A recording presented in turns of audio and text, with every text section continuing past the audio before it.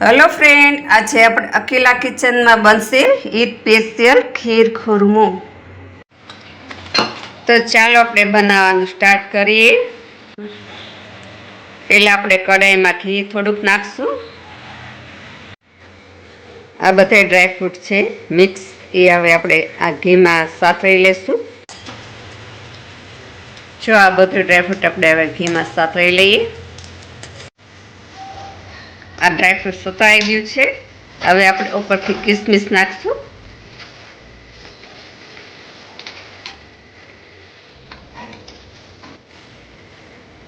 હવે આ કઢાઈમાં આપણે ટોપરું સાતળી લઈએ। પહેલાં થોડું ઘી નાખશું,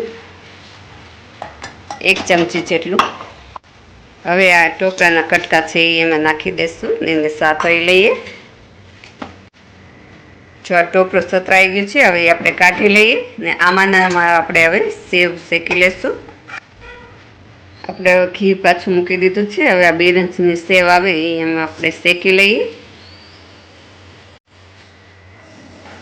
જો આ બેરંજની સેવ શેકાઈ ગઈ છે, આવી રીતના બ્રાઉન કલરની શેકવાની। આ આપણે ખીર ખુરમો બનાવવા માટે 3 લીટર ફૂલ ફેટ દૂધ લીધું છે। જો હવે આ દૂધમાં ઉભરો આવી ગયો છે। હવે આપણે જે સેવ શેકી હતી તે તેમાં નાખશું। આને આપણે હવે ધીમા તાપે સતત હલાવતા રહીશું જ્યાં સુધી તે ઘટ ન થાય ત્યાં સુધી। જો આ ખીર ઉકળવા માંડી છે, હવે આપણે અંદર ખાંડ નાખશું। અમે આ 2 કપ નાખી છે। તમે જેટલું સ્વીટ ખાતા હોય એટલું તમે ખાંડ નાખી શકો છો।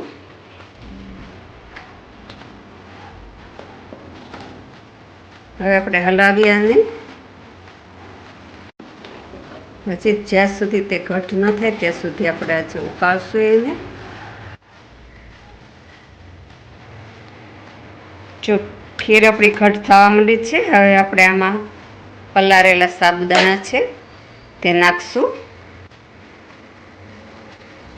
2 થી 3 ચમચી સાબુદાણા લીધા છે। હવે આપણે એને હલાવી લઈએ, ગેસ બંધ કરી દેવાનો। હવે આપણે જે ડ્રાયફ્રૂટ સાતળેલું હતું તે અંદર નાખી દઈએ।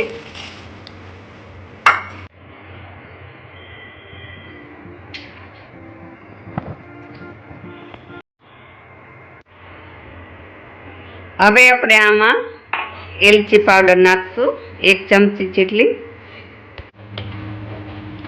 મિક્સ કરી લઈએ। હવે થોડું જાયફળ નાખશું। તો આપણા ખીર ખુરમો છે તૈયાર। હવે આપણે સર્વિંગ બાઉલમાં એને કાઢશું।